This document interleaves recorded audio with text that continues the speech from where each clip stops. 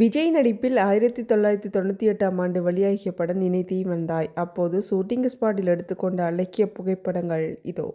இயக்கியவர் செல்வபாரதி, இசை தேவா, நாயகி ரம்பா தேவயானி. இப்படத்தை விஜய் முதலில் தேவயானியை காதலிக்கிறார். பின்னர் ரம்பாவை திருமணம் செய்கிறார். விஜயின் பழைய காதலி மீண்டும் வாழ்க்கையில் வருகிறார். உறவுகளிடையே குழப்பம் போன்றவைதான் இப்படத்தின் கதை.